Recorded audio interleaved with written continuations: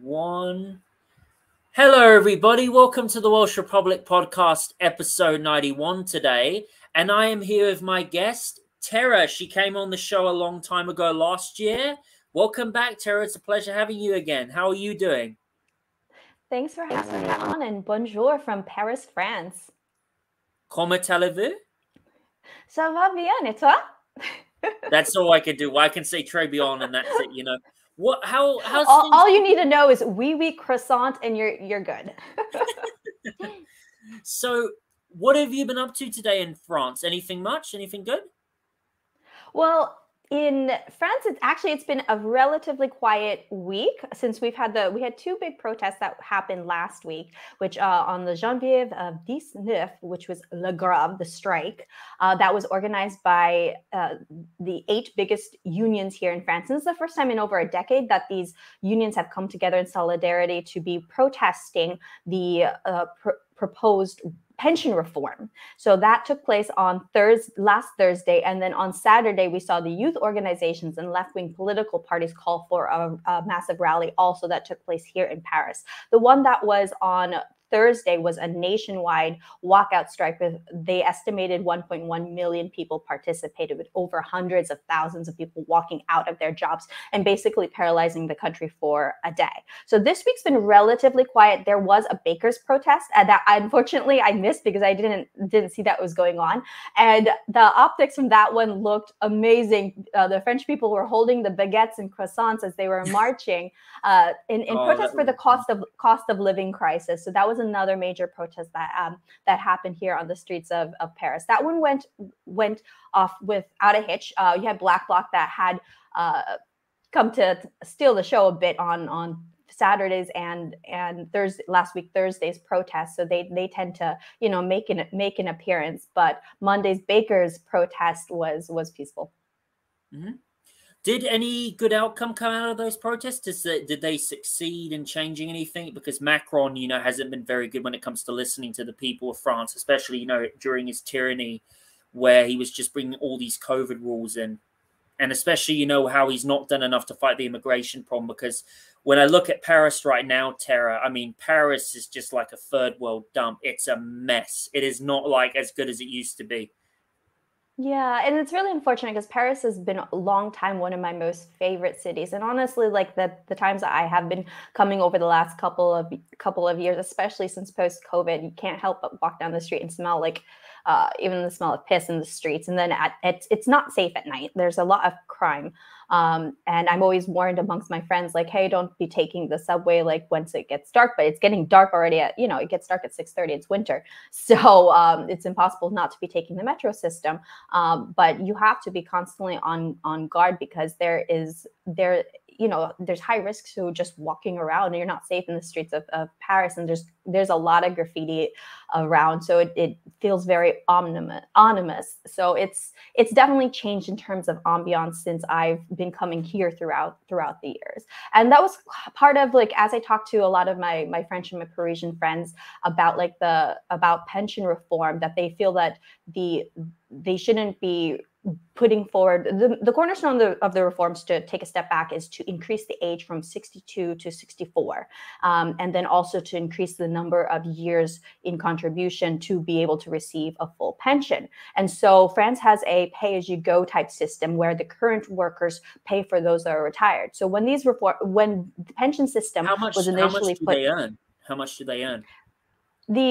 So with pensions, part of the reforms is to right now they're earning, I believe, a full pension is around 1,200 euros, and the proposal is to also increase it though to 1,300. But a lot of the arguments of, like, even if you're going to increase like the amount of the pension, Macron's trying to use that as a way of dissuading people to say, like, oh, we're going to be giving more in pension.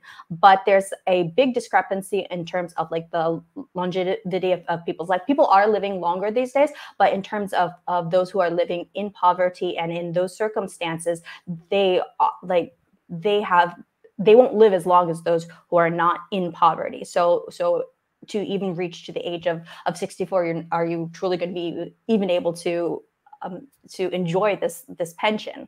So it's currently like 1,200, which they say, like, France has one of the most generous pension systems in Europe and also in terms of the world. But like the Would you say benefits it's of the that, best in Europe? Would you say it's the best in Europe?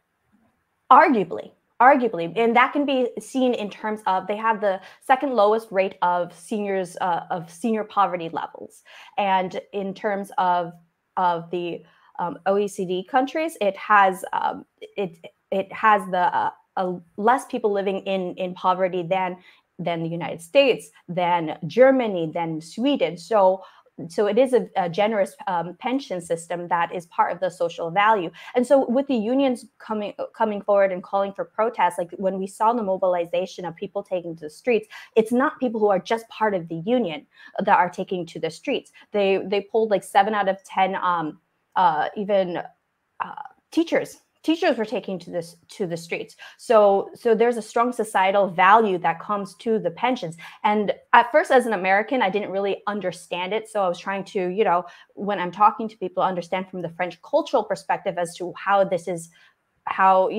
is this so controversial for people to be taking to the streets? Because France have the socialist type of view when it comes to this, don't they? In a way. Yes, they see it as a social gain. So they're and a social progress. So when these pensions were put into place after World War II, they saw this as a progress and a victory for the labor unions and the labor movements. So they feel this is a fundamental attack on their rights, their human rights.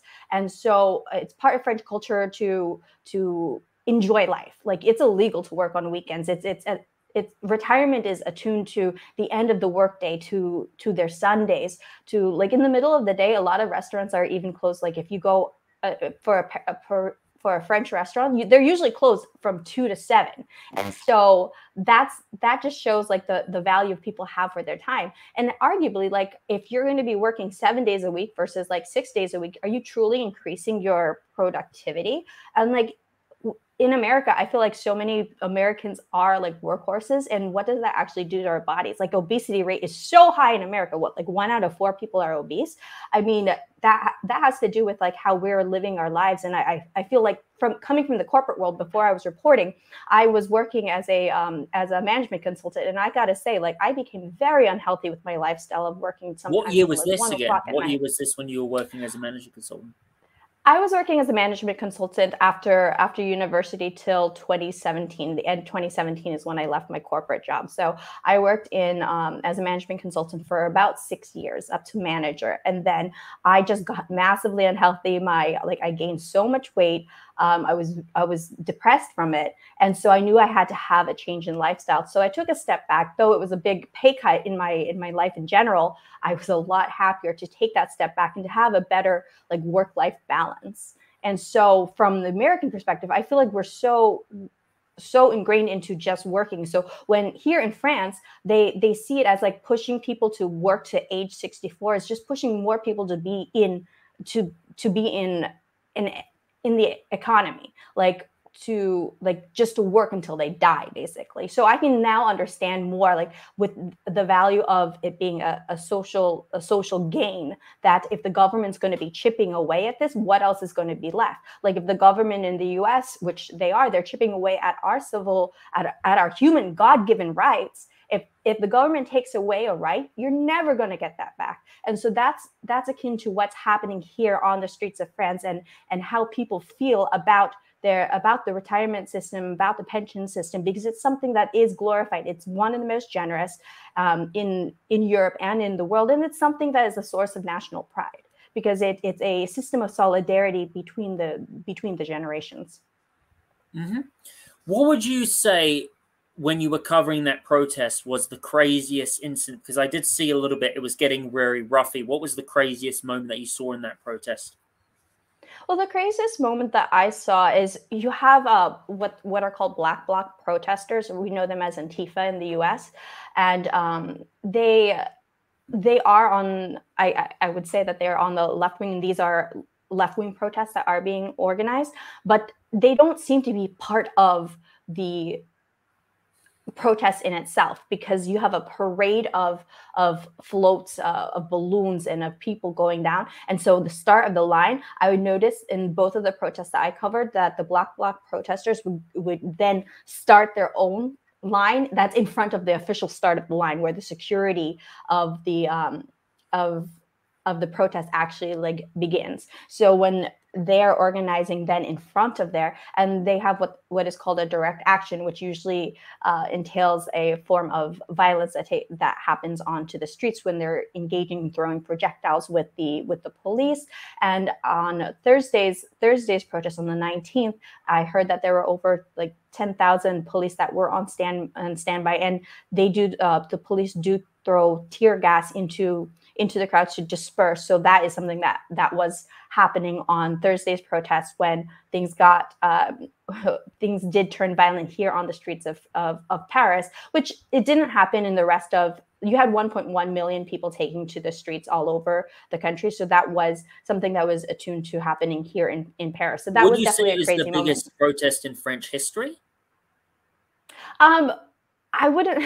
I mean, they have the revolution back in the 1700s, so that was definitely a huge protest. So actually, the right to strike is something that is enshrined in their constitution. So that came about in 1864, almost 20 years before the right to unionize had become a constitutional right as well. And so you can say that the right to strike and the right to protest is part of the French DNA, because it's part of the culture here to, even those who are not participating actively in the protest, they still sympathize and are in support of those who are protesting, because it is a value here in the society to look onto those who are willing to stick it to the man, to fight against the government or these regimes.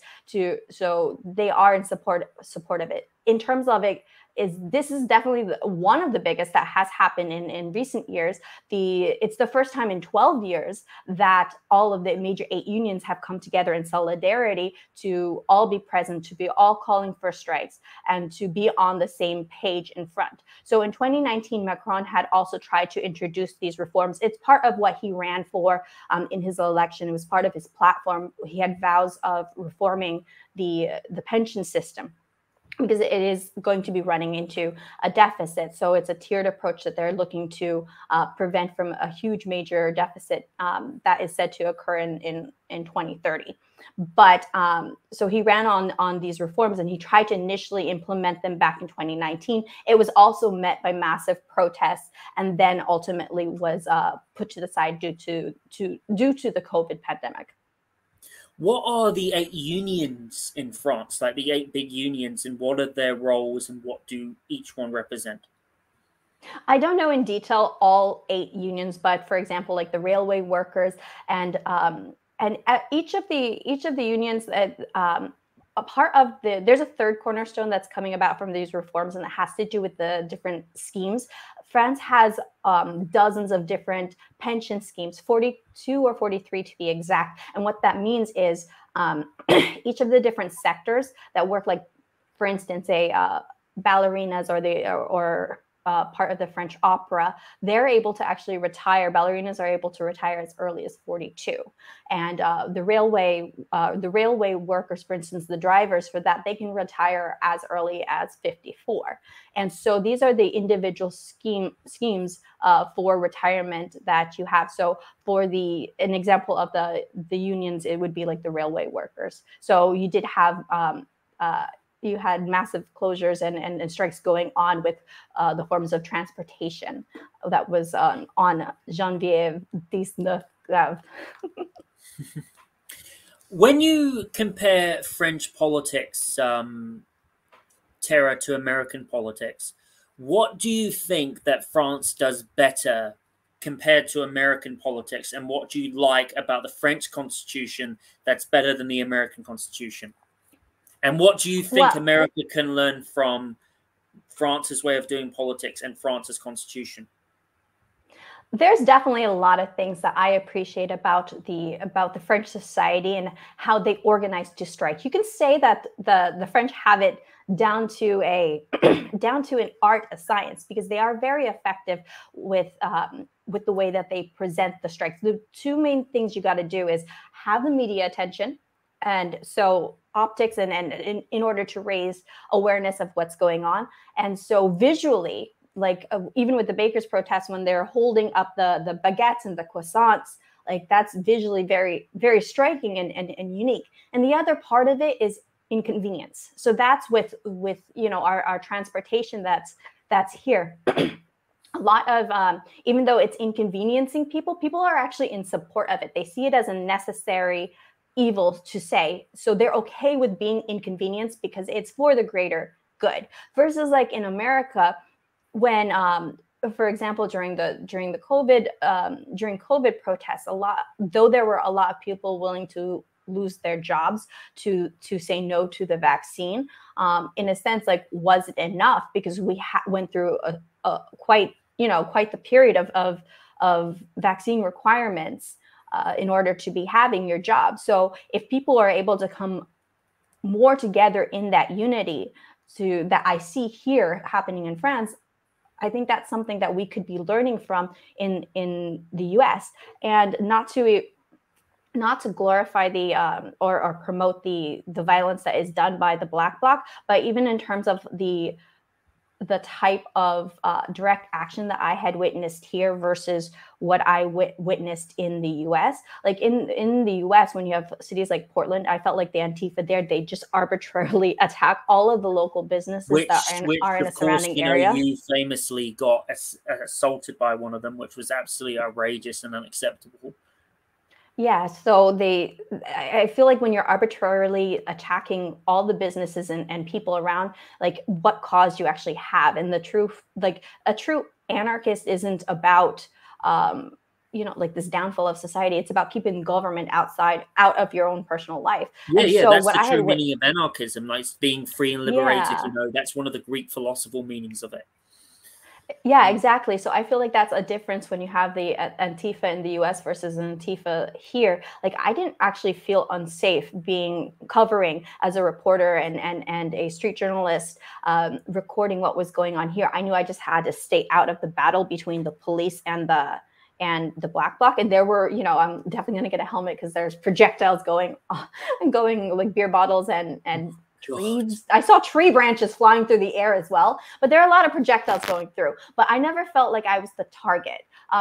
Though I guess they right before Black Bloc's about to do their direct action, they were like telling all the journalists and everyone with cameras, put your cameras down. They don't want you to be reporting the direct action, which, I mean, as a journalist, we're to be recording anything that's going on. So I didn't really, take kindly to that. But and other press had told me, like, oh, you have to stay back, otherwise they will attack you. Versus like in the US, like they see a camera and they'll just attack you. Here it almost felt like, being in the crowd, there was like massive amount of warning, like before any form of like attack that would go straight to a individual or a person.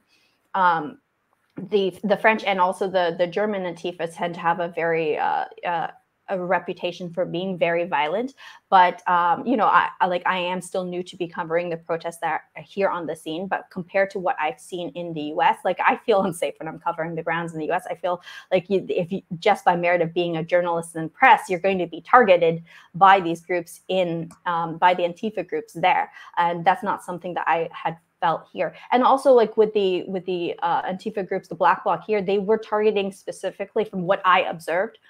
Maybe this is not the case in all protests, but from what I had observed, they targeted the banks.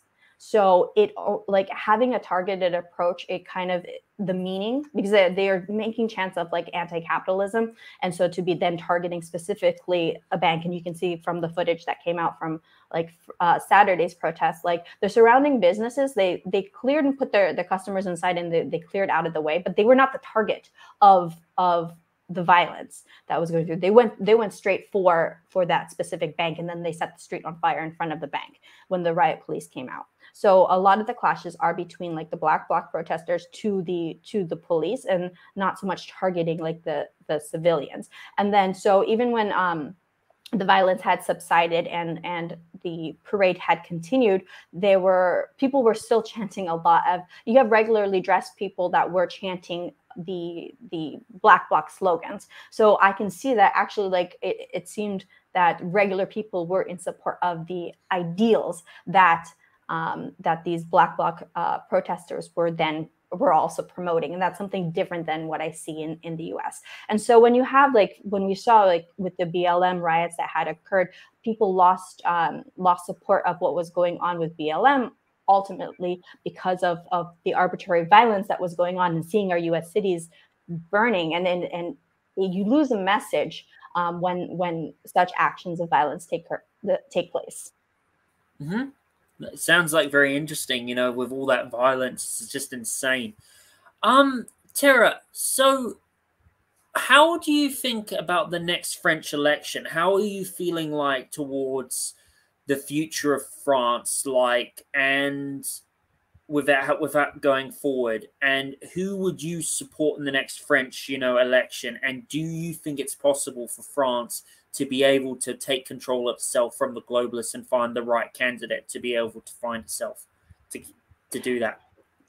Well, the French did just have their presidential elections, and in this in the last presidential election, Macron's party did actually lose support in the parliament. So it's a fragile time that he's actually pushing forward with these reforms, because all it takes is a few legislatures to not support the reforms as they're being presented to Parliament, starting just this past week, for it not to go through. But this is his second term, so he's not going to be he doesn't have anything to lose in a sense, because he's not going to be up for re-election. I don't know who's going to be running here in the future. In terms of just the pension reforms, most people do agree that a form of pension reform does have to occur, but I think the government does a very bad job with communicating what's going on with the people, in the sense of, if polls show that 7 out of 10 agree that a reform needs to occur, but then you have this massive mobilization of people taking to the streets for this pension reform, like for that to be the conundrum and paradox that's going on, the government's not doing a good job with communicating to the people. And in terms of the future as it goes through with specifically for pension reform, there is another grove that has been announced for the 31st of January. And I think this is going to be we're just seeing the early stages of these strikes to be occurring, of these protests to be occurring.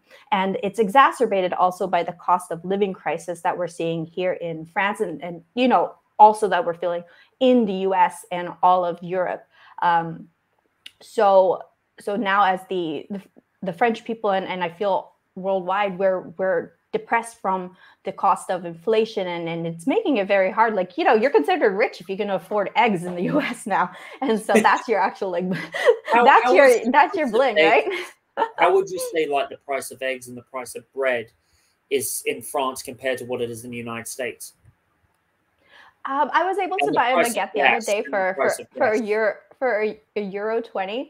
So I feel like the prices have, like, increased from there. I know in the US, the cost of milk has gone up by almost like 50%. Cost of wheat has gone up by like 30%. And so your basic, like, staples in life to be making bread is it's making it unattainable. I know, like, when I first got here and I went grocery shopping, like the shampoo that I'm used to purchasing here, like, it cost more than twice. So for maybe like 3 toiletry items, I ended up spending almost €20. And that was at Franprix, which is a budget, Franprix and Monoprix are their two, like, budget type of grocery stores. So I'm like, wow, that is ridiculous.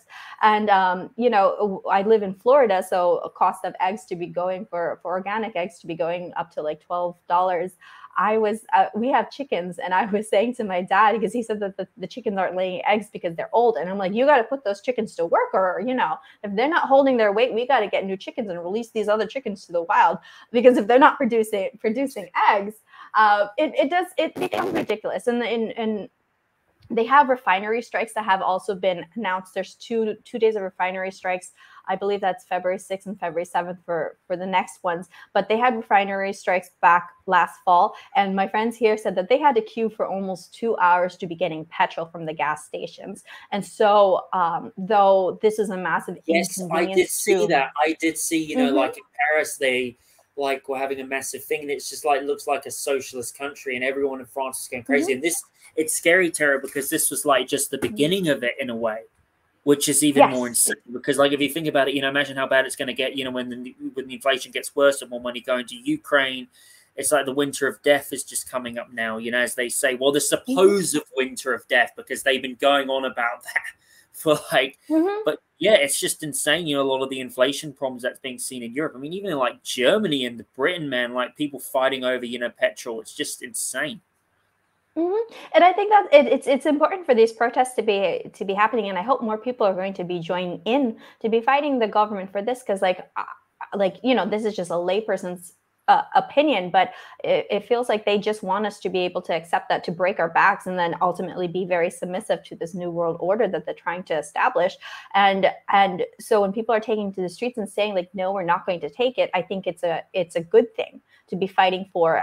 Like, so when they're chipping away at the French pension system, they feel they're chipping away at what they see as their fundamental rights. And so anytime that the government's going to be chipping away at our fundamental rights, what we see as Americans as well, we need to be fighting for that, because you take your eye off of that, once it's gone, it's gone. You're never going to get that back. And that we're seeing that happen all around the world, from the overthrow that's happening in Peru and Brazil.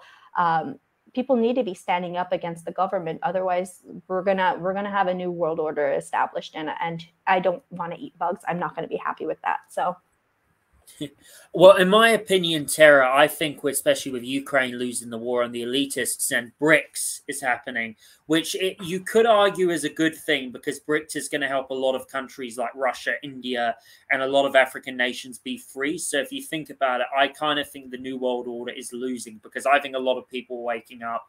You know, everyone knows their plans, you know, are in the garbage now, because everyone does not having that. Tara, I was just, besides speaking about politics, I was just saying, what is your favorite holiday, like tourist destination, like would you say in Paris? And what is the one thing you love about French culture? And who is your favorite, you know, French poet of all time? And your favorite French piece of artwork? So my favorite architecture building here is the Palais Garnier, and so that's the Paris Opera House. And Gaston Lenormand is the author of Phantom of the Opera, which was made into a musical by Andrew Lloyd Webber. That's among my favorite French literature. I'm a huge fan of Voltaire, and of Les Miserables is one of my favorite books by Victor Hugo, who also wrote Notre Dame, The Hunchback of Notre Dame. So I've been a Francophile since a young age. It was the first, Paris and London were the first international countries, other than Poland and the Philippines, which I'm ethnically from. These countries are the first ones that my parents had taken me to. So I have always been a fan of French culture and French history. And I think that also now marries into how I feel about politics, because it's the spirit of the people to be rising up and making a stance against the government, which was, of course, like the iconic French Revolution. And so the streets of Paris, you feel that it's poetry in the air. So it's unfortunate to see its downfall like this, but I have high hopes for it to be returning to that type of like Renaissance and feel that you have, because the architecture is beautiful. The history is steeped in its modernity, just as you walk down the Champs-Elysees, and to see like the Eiffel Tower, which is iconic and relates to the feelings that we have also with freedom in America. I love French food as well. I think that the French have a natural way of elevating everything. What's your favorite French dish? Like dish? I love steak tartare. I love a croque monsieur, which is just a simple like sandwich. Everything to me almost like tastes better here. So I was very thrilled to be returning back to France. I got one of my family members, you know, French custard. the Mhm. orange custard, and oh, it's so tasty, Tara. It's The so pastries nice, are and the pastries are amazing. Like the millefeuille, which is like a folded pastry dessert, yeah, is so delicious. And something as basic like as a croissant is it's those little joys in life that I can be walking down the street eating a French croissant and just enjoying. So I think that, also then relates to the how they feel about retirement and their weekends. And it blew my mind when I found out it was illegal to work on the weekends here. And and I think that's something that can be adopted by in the US is the enjoyment of life, because in a sense, like when it relates to your own individual productivity, are you actually becoming more of a productive member to oh your yeah, that's what's to about your Western country or to civilization your supposed yeah. to be about. Like in England, if you look at the political system, that's basically a monarchical system. It doesn't relate to English culture. English culture is about being free. Welsh culture is about being Mhm. free. Scottish culture is about being free. Russian culture is about being free. American culture is about being free. Same thing in New Zealand, Australia. But it's this corporate system that we've had that's controlled by the bankers, the elitists, the Rothschild and Rockefellers, which is used to control us. That's Mhm. just, So are you actually free? well, maybe not as we were back then, but Mhm. we're not as free as we. Sorry, I was supposed to say we're definitely not as free as we are now than we were back then, because we were much more Mhm. free back then. Economically and stuff. We didn't have an income tax. We didn't have a lot of these taxes that were coming in. But as you were saying about French food, my when I first tried, snail on Mhm. bread, I was blown away by how nice it was, man. How nice, Yeah. frog legs were. Well, I was amazed how Yeah, nice exactly. it was. I You would love expect frog legs. I love snails. I escargot. I think that, when it's lathered in the butter, they definitely have a way of making everything taste very good.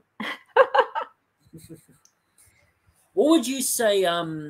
Also, is your another favorite city of in France besides Paris?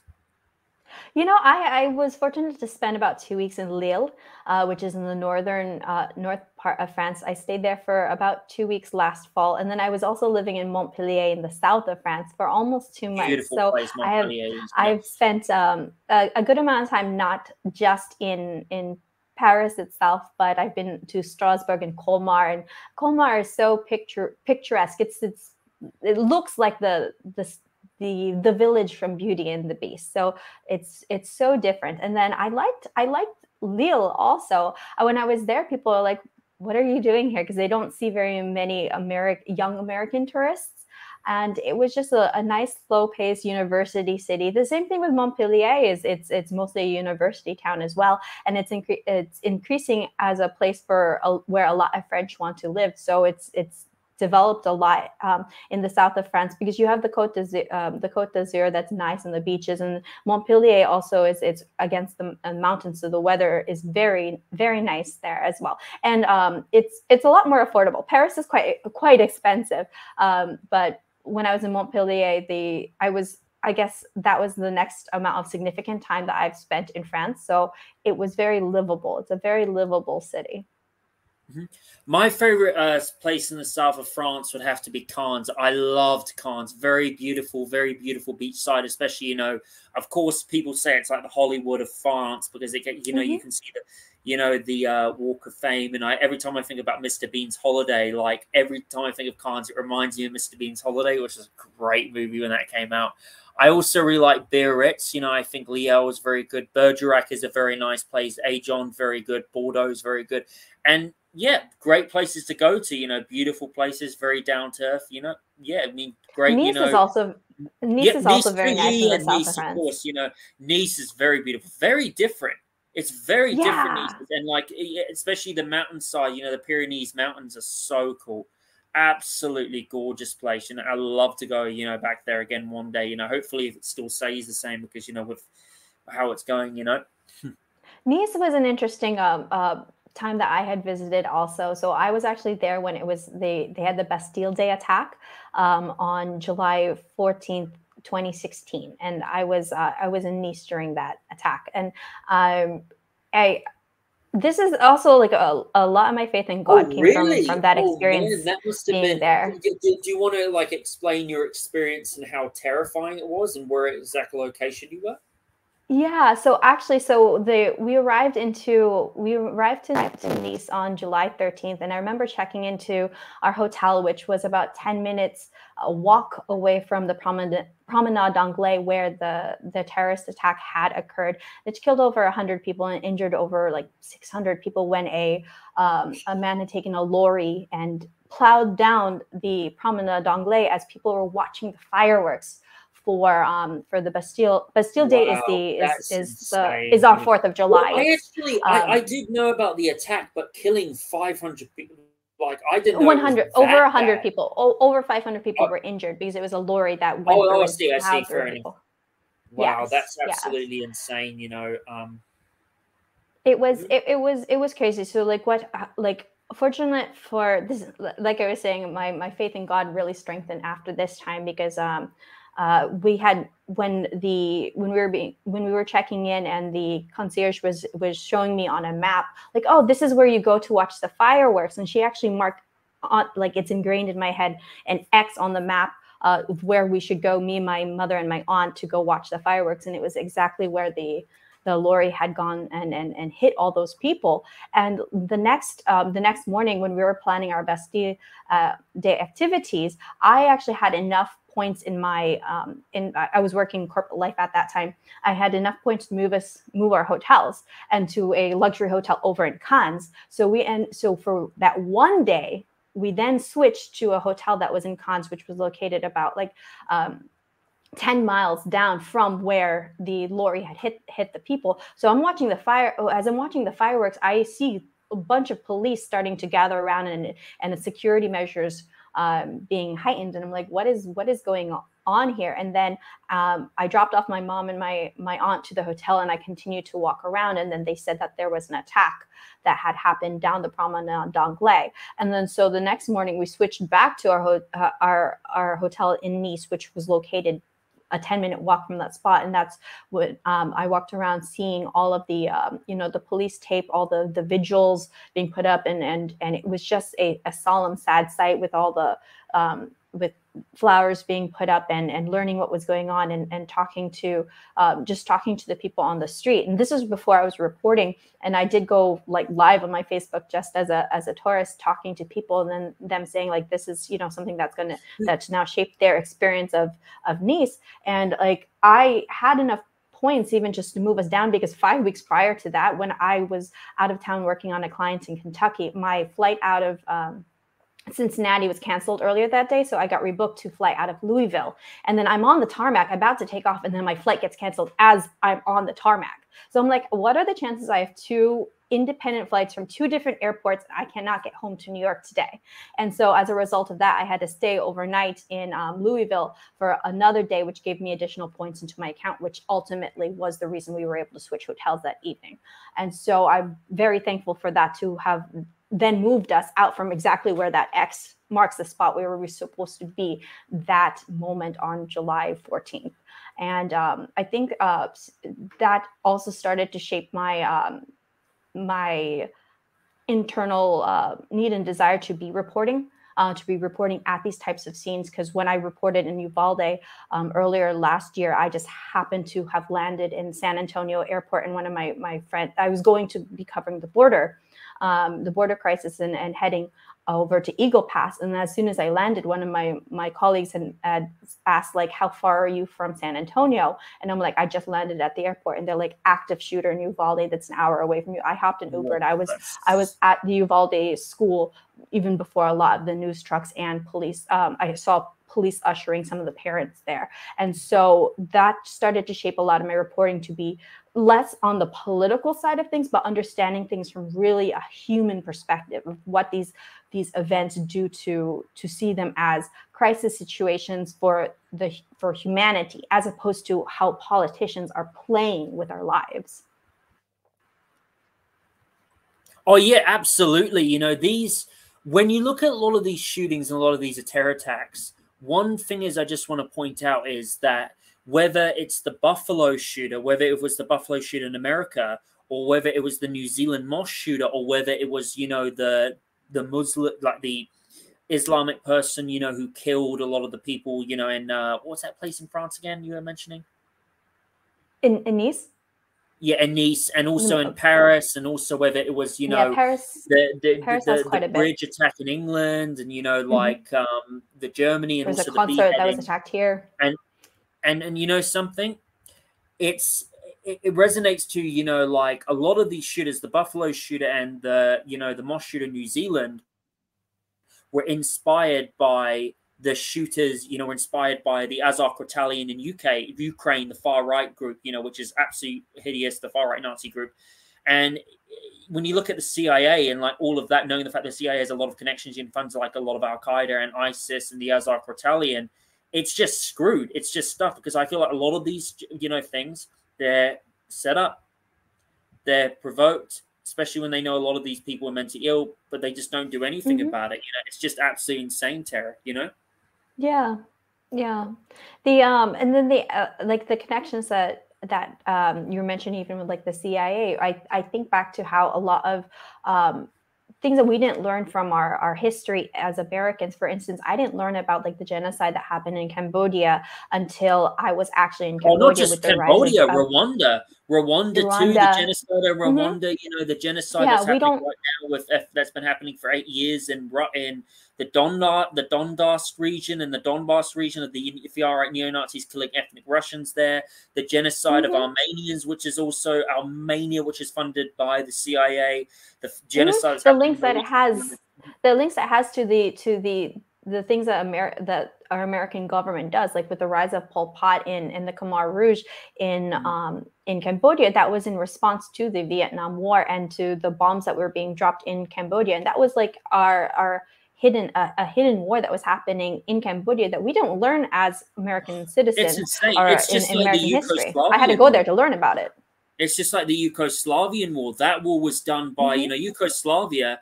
I mean, you may disagree with socialism. I mean, Yugoslavia did have its problem, but beautiful country, very beautiful country. My friend had one of my old friend's mother lived in Yugoslavia in the 70s, and it was beautiful country, very down to earth, very functioning society. And then NATO came in 1990 and funded, you know, pretty much, you know, the Kosovo army at the time who wanted to vote for independence and destroyed that country.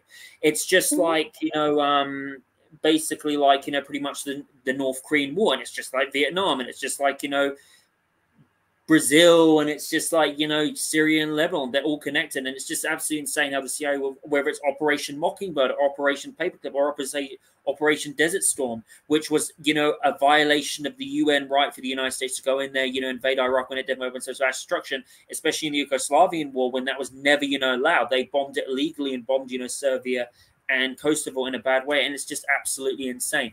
Speaking of that, Tara, right now, your country, Poland, is having a bit of a crisis at the moment. And that crisis is that a lot of the immigrants that the Polish Prime Minister, and I don't know much about Polish politics, but from what I'm getting from reading a lot of analysts from Russian Time News and Sputnik News, apparently Poland is letting in, it has more of refugees, Ukrainian refugees, than most other countries do. And apparently it's collapsing the welfare state, it's collapsing the economic system. Like, as a guy who like read a lot about Poland, especially in the years of 2019, how did that happen? Like, Poland was supposed to be a country that has strong borders. How on earth did that happen? Did Poland like get taken over by a globalist lately? And what is your fear of, you know, Poland in the future going forward? Do you think that Poland is going to become like Sweden and France and just be completely, you know, overwhelmed and just become like a second world country? Because it's not looking good at the moment, especially with the inflation rate there.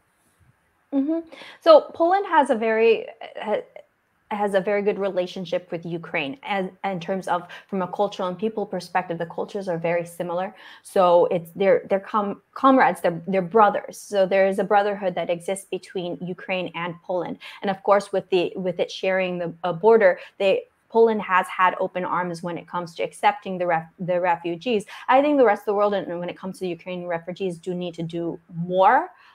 So that way the weight doesn't go completely onto Poland, because Poland has accepted, as you said, more Ukrainian refugees than all of the other countries. It's accepted more than 3 million. With the population, Poland's population is like 37 million. 50, so to be increased, 50 million, 80 million, I saw on your Instagram post. No, I think it's less. The Polish the Polish population is around like 37 million, I want to say, but you guys can fact check me on that. But it's still a massive increase. It's like overall, it's overall, it's still a massive increase of the population jump that has occurred in such a short period of time. So that's of course going to put a massive constraint onto its existing social system, because Poland does do a lot to be taking care of ultimately like the family unit that is a big basis of Polish government, with providing financial support to families when they have children.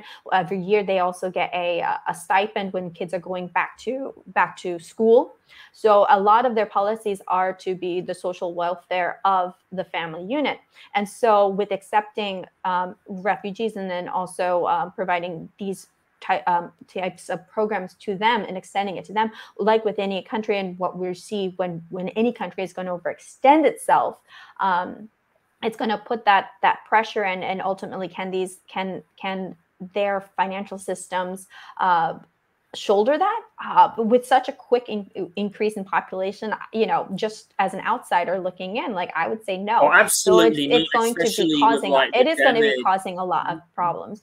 It's when you're weighing out, like, as a what is right to do for a society, but at the same time where you need to draw an individual boundary. I think a government and a country needs to be running their country the way that I would run my house. Like, yes, do I want to save the world? Of course, like my family, everybody, we have good hearts, but at the same time, you need to put a boundary that's up. Like, if my father were to be feeding people in the streets and then not feeding me as my father's child, I feel very bad about that. So as a citizen of a country, when I see that we're not receiving our due, and then when it's being handed out, then it's like, what the heck? Like, in my friends the other day, my French friends were telling me how with the illegal immigration that comes through, once people are here, they actually give them like a stipend of like 500 euros. So that's a lot of money to be handing out to people who are not citizens, or not necessarily the responsibility of the country. But it's a nice thing to do, but when you're doing that at the offset of your own citizens, so now with these pension reforms, and people pay a lot in taxes in France. Like, it's crazy that so it's their money that's basically being stolen by the government when these type of programs are being put in place, because they're the ones who are shouldering the weight for other people at their own detriment. And that's where we need to draw a line as individuals, as a culture, and a society and a community, that yes, we want to take care of people who are on the outside, but at the same time, like, if you overload a lifeboat, the point of the lifeboat, you're not going to end up saving anybody. The entire lifeboat is going to collapse. And that's what's happening in Poland and in many of our countries. Yeah, especially like with COVID after that, and the economic damage that did, Can I ask you a question? What do you think is the biggest problem with Polish politics at the moment? Because it seems to be, right now there seems to be a lot of globalists trying to take over Poland, government and stuff. And do you think, there's a way that Poland can break out of the European Union? Because I do think a lot of, Polish people want to get out of the European Union, especially NATO too. NATO is very, very bad. Do you think Poland would be better without the European Union, or no? I don't know necessarily if Poland is going to be better off with the European Union. There are certain balances that Poland needs to, or the EU needs to strike in order to have Poland stay as a player in the game, because Poland is over since its communist days has been increasing a lot in its GDP, and has been doing very well as a major economy in Europe. And the time period that I was in Poland, I had also covered several of the strikes that were protests that were against NATO and against the EU. And a big thing about it is Poland has one of the oldest constitutions. I believe it was second in the world, first in Europe, for its constitution. So a big conundrum is between the European Union rules and regulations versus Poland's own constitution as to which is going to lay as supreme in the land. And so the Polish courts have ruled that the Polish constitution, those rights and those laws are above anything that will come from the EU. So of course this poses a massive controversy in terms of its membership. And there are people who are taking to the streets in protesting against its membership in the EU, against NATO. Here in France, there are several protests that are against the NATO. war in Ukraine that is giving the amount of money that's going to Ukraine, which shouldn't be allowed at all, you know. It's a lot of money that's going through, but you also have to understand from a Polish perspective, like not only do you have the camaraderie that is the brothership, the brotherhood that's between Poland and Ukraine, but also from since Poland was a Soviet occupied, they do see it as if Ukraine were to fall, that's like Poland's next. Putin's coming for Poland right after Ukraine. So that also is part of the reason why Poland is so supportive of making sure that Ukraine is able to fight, because if Ukraine falls, next in line is going to be Poland. But also in terms of Poland being a member of NATO, if Putin were to strike against Poland, then you have the backing of the European Union and NATO to be supportive of Poland. So you got all those intricacies that are balanced out. What do you think about the theory about Ukraine hitting Poland with a fake missile? Because that was a bit, creepy, isn't it? It's hard to believe what some of the stuff that is being reported on mainstream media. They had the Phantom.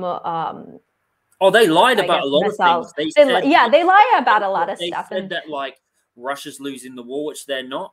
They're saying that inflation was going to cut Russia. It's not the ruble was doing as good, as possible. Mm-hmm. Just to let you confirm something, a lot of people are predicting that, of course, right now Ukraine is out of electricity. They're losing the war. They're losing men. President Zelensky is just grifting off this war as hard. The Azov Battalion is losing the war. And eastern Ukraine, pretty much Russia, are only focusing on going focusing on going off the parts of eastern Ukraine because they voted to be a part of the Russian Federation back in 2014, which was stopped by the United States, but now they're a part.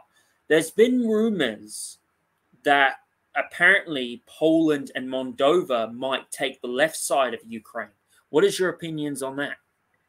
I'm not familiar with those rumors. So whether or not they're true or not, or if Poland were to be, as in like taking over in forms of government or integrating those territories as part of the Polish state, that's what the rumors are? Yeah, that's what the rumors is. Even though the culture is very... It probably might not happen because Poland right now, they don't have a lot of money. I mean, there could be economic reasons, but... I think Poland is because even though they have a good relationship with Ukraine in terms of the people, I don't know if that's necessarily feasible for them to be taking on an expansion of territories. And I didn't get the feel that from Polish government that they're looking to expand territories. Maybe they're looking to like help and bolster. But in terms of actually like integrating that to expand, like who you got to think about in modern history, it's only Russia that's looking to like increase its landmass and its state. But like what countries these days are looking to actually expand into it? Because I would understand more if that area was considered like historically part of Poland, because Poland has disappeared off of the map several times throughout its history. Poland and has been recarved. It was the Polish Empire. Its territory has been recarved a bunch of just of like Russia. times. So, Russia used to own Finland. It used to own this. It used to own that. Ukraine is a funny one. It's a country, right now that has a lot of corruption, a lot of greed, especially with the far-right neo-Nazis, bombing, killing a lot of the ethnic Russians. I think at the end of the war, which I think Ukraine is going to lose, I mean, they're so close to losing. I think what's going to happen, President Zelensky is going to resign. He's probably going to go to the United States or somewhere. And I think Ukraine is just, I think what Russia's going to do, they're just going to focus on the eastern part of Ukraine because they don't want the other part of Ukraine, because Western Ukraine is pretty much too Western. And I think what's going to happen is Ukraine is just going to be left as a third world dump. But a lot of Ukrainians, they don't like Zelensky. They want him gone. A lot of Ukrainians, they're protesting against Zelensky because he's pretty much putting them, you know, in a war zone, and they're not liking it. They're not liking it, what's going on, you know. And if you look at right now, you know, like a lot of these Ukrainians, they're being forced to go to war. It's becoming, especially Zelensky, you know, pretty much, you know, taking so much money from the White House and funding neo-Nazis. Here's the thing, as a British person and a Welsh guy, seeing, you know, our taxpayers' money go to neo-Nazis in Ukraine, it's just messed up. Like we did, like our ancestors in World War II, great grandfathers in World War II did not fight, you know, for that to happen. You know, it's like absolutely outrageous. I hear you. I mean, the thing is, like, when Ukraine is accepting and needing help from other countries, they did like lay down their arsenal in the past as part of the agreement to be having this type of protection from you know, if Russia were to be coming into this. So do we have a responsibility to be helping Ukraine? I do feel like we do have a responsibility to a degree, not to the point that we're at our, you know, detrimenting our own people, because like I said, in my own household, I think you need to put your family and your children first before helping those who are outside of your house. But to a degree, we do have a responsibility to be helping Ukraine. And then also, as a Polish person, like I said, if Putin goes through Ukraine, I think he's a crazy man. I think that it puts Poland at risk if Ukraine were to fall. Mm-hmm. Speaking of that, Tara, so what is your opinion right now? So right now, a lot of, you know, the Republican Party, it seems to be having like a lot of, you know, conflict of each other. There seems to be a lot of, you know, civil disobedience like that. And you've kind of gone off a bit, you know, of Donald Trump. What is your opinion like on, you know, the feed with DeSantis and the feed with, you know, Trump, and like what's happening, you know, with the House and the midterm elections? How do you feel towards that? And how do you feel, you know, America's going into 2024? Do you think Donald Trump has got a good chance of winning? Or do you think there's a chance that maybe Americans, we could see something that happened, you know, in like the midterms in 2022? And do you think there's a chance that Texas, New Hampshire, and Florida could succeed from the union, which they have been thought about doing? And do you think they would be able to survive economically on their own? A lot of million-dollar questions there for you. I don't think that our states are going to be succeeding, even if they want to. Florida, you know, we have the slogan of like "Make America Florida," and I'm very proud to be a Floridian. I would rather see DeSantis being pushed forward as opposed to Trump, honestly. Like, even though I was a very big Trump supporter in the previous election, turning from a anti-Trumper from the previous election before that, even amongst my own family, for example, my mom was very anti-Trump, and she said to me that she's not voting for Biden. So therefore, by default, she's going to end up voting for Trump. So you have a lot of people who vote against the person that they dislike. And so I think that's another thing with American politics, and then our support for our politicians. It's not necessarily that people are pro, that they're just voting against, at least from the liberal and the leftist side. Of course, from the Republicans and conservatives, people who are pro-Trump, it's not that they're anti-Biden, they're actually pro-Trump. I do feel that DeSantis, I am a huge supporter of him, of how he was able to govern Florida throughout the pandemic and the policies he put into place. And obviously it has resonated very well with a lot of the US, because we've had a huge jump in population with people who are moving to Florida because they like how Florida is running. And so I would like to see DeSantis being pushed forward. I feel like there's been a lot of drama in the last several months when it comes to the Republican side, and that's not necessarily important. That's probably why I've taken a lot of step back from politics in the last several months, because how do you feel as Kevin the drama McCartney aspect of it? How do you feel as Kevin McCartney as a Speaker of the House? Because there's a lot of dodgy things about him. Like Laura Loomer did an absolutely fantastic job of exposing, him. He's a member of the WEF. He wants to give more money to Ukraine, which that money should be going to more important things. He also wants to give, other stuff, which to elitists and bankers. And he also, by the way, Kevin McCartney also, he criticized, Trump on January 6th, which we all know was this. He criticized, on other things. What is your opinion, on him being, Speaker of the House? And do you think he's going to be any good, or is he just going to be another fraud? I don't think he's necessarily good for the Republican Party, in the sense of like his policies and his stances and his actions are things that go against what Republicans and conservatives actually want. So, like, as an elected official, I think you need to be acting by the will of the people, because that's the job that you're being put into place for. And then also with the splintering that's going on within the Republicans themselves, this is going to further weaken the party, and with us going into elections for next year, we need to have representatives and voices that are going to be unifying the Republicans and the conservatives. And I don't think he's the best person for that. Do I know who is the best? No, but him, I don't think that he's going to be doing a service to the Republicans and to the conservatives with pushing us into the 2024 elections. What is your opinion on the drama between the Daily Wire and Steven Crowder? Who do you think is in the right? Why? And did you think it was good for Steven Crowder to record the video call? Because some people say it was good, some people say it was bad. And what do you think about the whole opinion towards, like the Daily Wire saying they're for freedom of speech? And there's a lot of dodgy accusations that Candace Owens isn't actually who she really is, that she's also, a grifter and a fraud. And what is your opinion towards, how in that leak recording video, how basically they said the Daily Wire would give credit cuts, to people on their contracts, money cuts, basically? As a content creator who does post, my platforms, I use YouTube, even though I gripe about, I just got off of a strike literally like 2 days ago from a interview with a freedom of speech activist. That was a video that's almost more than 2 years old, and we were discussing freedom of speech and the First Amendment, and then that got cited as harassment. That's ridiculous. That's absolutely ridiculous.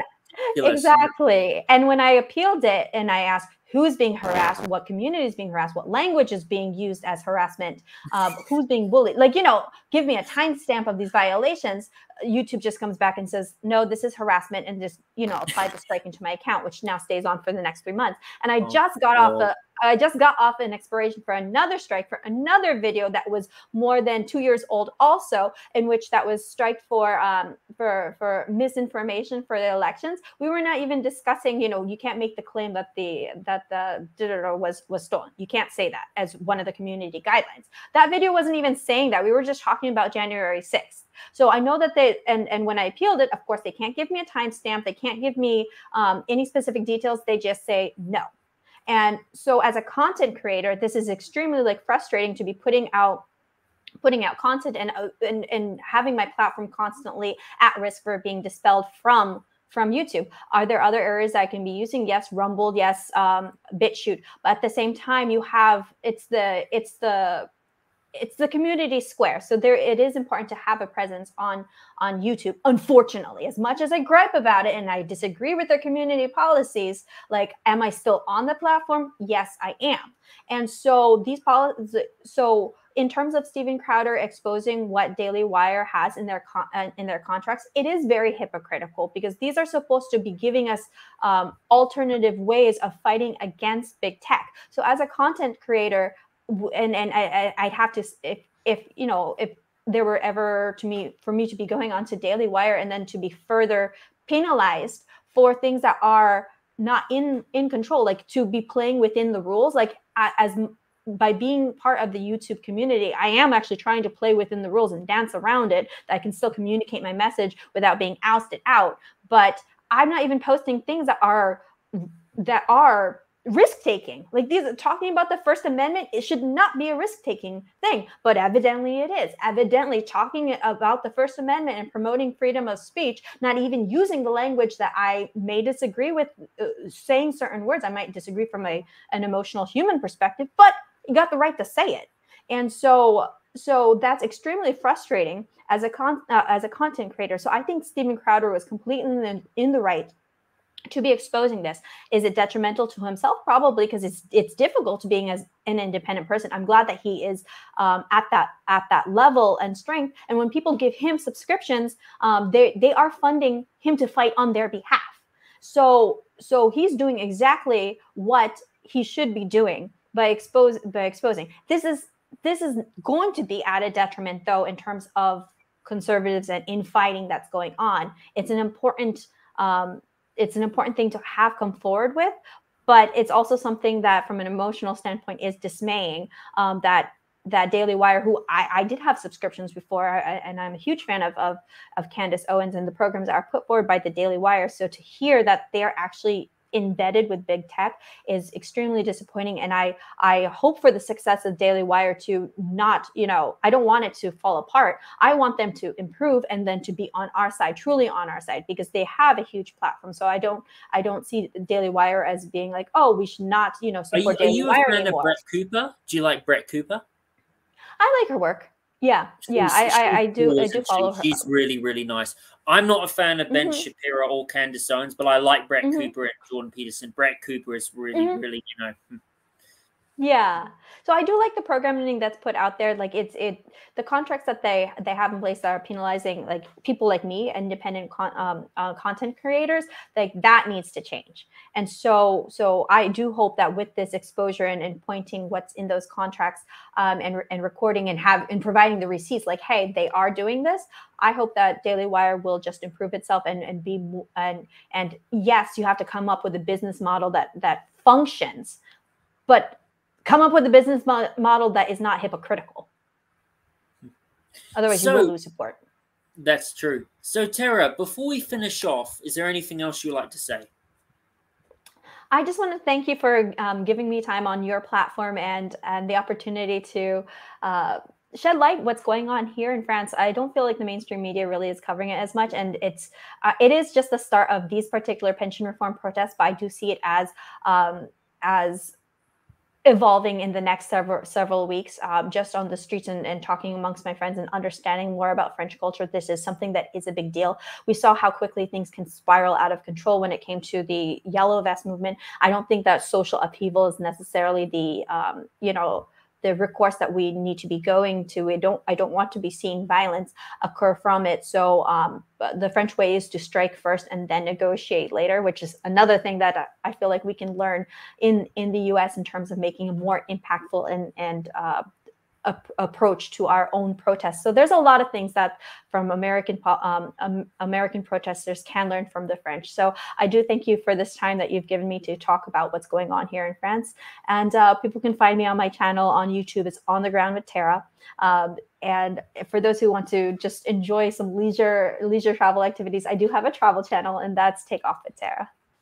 It's a very good travel channel. I really enjoyed it. You going to Morocco, you went there for a bit, which was awesome. Yeah. I love to go to Morocco. I just want to say thank you for coming on, Tara, and God bless you. And I just want to say, everyone, thank you for joining the Welsh Republic Podcast, episode 91. Please go subscribe and like Tara's channel. She's a fantastic content creator. You can learn a lot about French politics from her, and also traveling guide. She does a great traveling guide channel. And I just want to remember, please, everybody, to like and subscribe this video. Please also subscribe to my Rumble and my my Odyssey account. For my main channel on YouTube has also got strikes at the moment, which is not very nice. It's pretty struggling. So, yeah, have a nice day, everybody. Thank you for joining the Welsh Republic Podcast, episode 91. Take care. Bye.